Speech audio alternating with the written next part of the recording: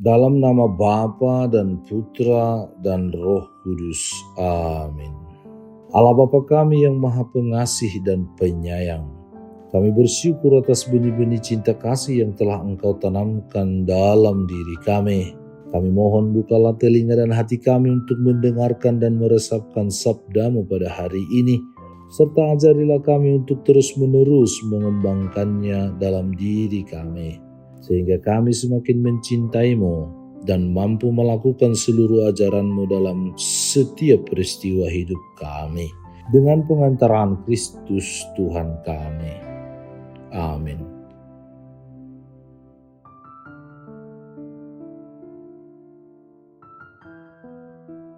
Tuhan bersamamu dan bersama rohmu. Inilah Injil suci menurut Yohanes. Dimuliakanlah Tuhan. Dalam amanat perpisahannya, Yesus berkata kepada murid-muridnya, "Akulah pokok anggur yang benar dan Bapakulah pengusahanya. Setiap ranting padaku yang tidak berbuah dipotongnya, dan setiap ranting yang berbuah dibersihkannya, supaya ia lebih banyak berbuah. Kamu memang sudah bersih karena firman yang telah kukatakan kepadamu. Tinggallah di dalam aku dan aku di dalam kamu. Sama seperti ranting tidak dapat berbuah dari dirinya sendiri kalau ia tidak tinggal pada pokok anggur, demikian juga kamu tidak berbuah jikalau kamu tidak tinggal di dalam aku. Akulah pokok anggur dan kamulah ranting-rantingnya. Barang siapa tinggal di dalam aku dan aku di dalam dia, ia berbuah banyak, sebab di luar aku kamu tidak dapat berbuat apa-apa. Barang siapa tidak tinggal di dalam aku, ia dibuang keluar seperti ranting dan menjadi kering, kemudian dikumpulkan orang dan dicampakkan ke dalam api lalu dibakar. Jikalau kamu tidak tinggal di dalam aku dan firmanku tinggal di dalam kamu, mintalah apa saja yang kamu kehendaki dan kamu akan menerimanya. Dalam hal inilah Bapa-Ku dipermuliakan, yaitu jika kamu berbuah banyak, dan dengan demikian kamu adalah murid-murid-Ku." Demikianlah sabda Tuhan, terpujilah Kristus. Saudara dan saudari terkasih dalam Kristus Yesus, dewasa ini atau saat ini, zaman ini, sekarang ini, kerap sekali kita dituntut agar menjadi pribadi yang mandiri, yang tangguh, yang kuat, bertanggung jawab, sungguh-sungguh menjadi pribadi yang tidak gampang goyang, tidak gampang rubuh, tidak gampang terpengaruh, memiliki pendirian, memiliki karakter kepribadian yang matang, dan tentunya mampu berdiri di atas kaki sendiri. Kita didorong mengejar pencapaian, membangun citra diri dan mengandalkan kekuatan pribadi demi meraih kesuksesan atau keberhasilan atau nama baik, kehormatan.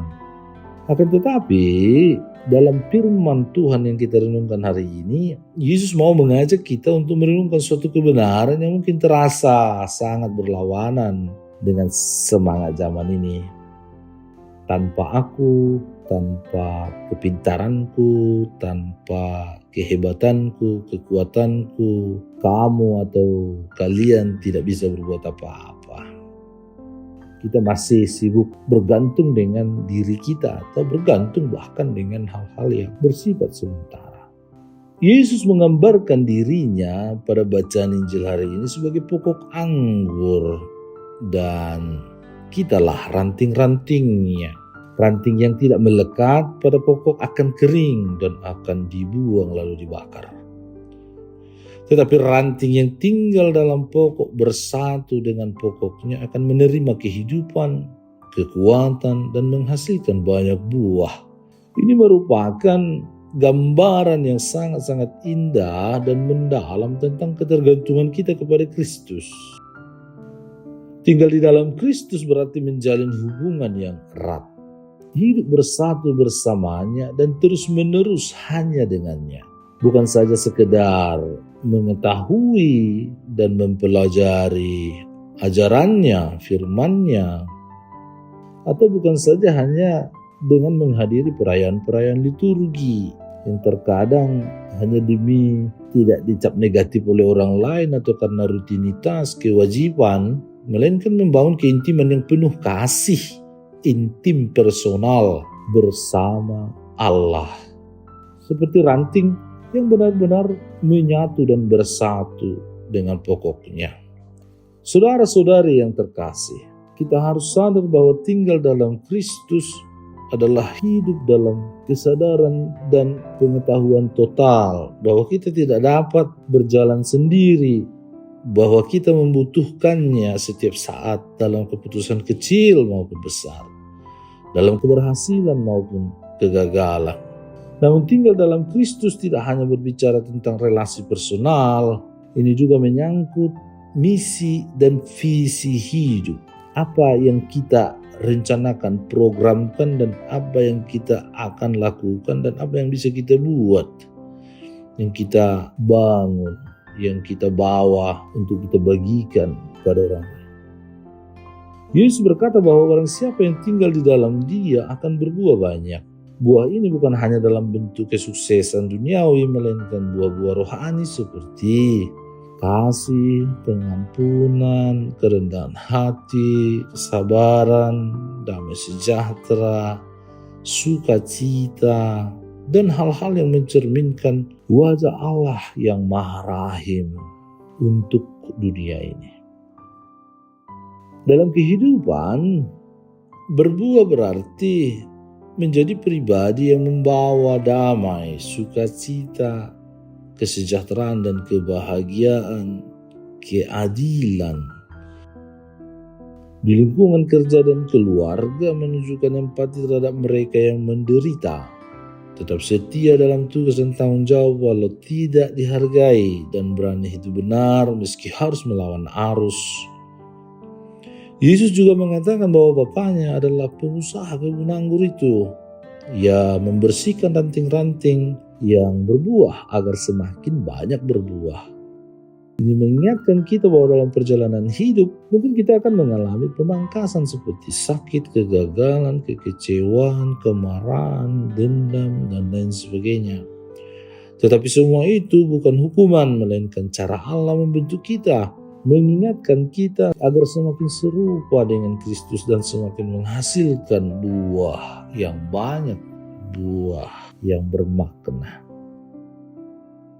Saudara-saudari terkasih, melalui sabda Tuhan hari ini, marilah kita merenungkan dalam diri dan hati kita, pikiran kita masing-masing, apakah saya atau kita sudah sungguh-sungguh tinggal dan bersatu, punya hubungan personal yang tak bisa lepas dari Kristus sendiri setiap hari. Atau kita hanya masih mencarinya ketika kita sangat membutuhkannya. Apakah relasiku dengan Tuhan hidup atau hanya rutinitas, keterpaksaan, dan karena sesuatu motivasi yang tidak baik? Buah apakah yang dihasilkan dari kebersatuanku, dari persekutuanku, dari kecintaanku kepada Yesus?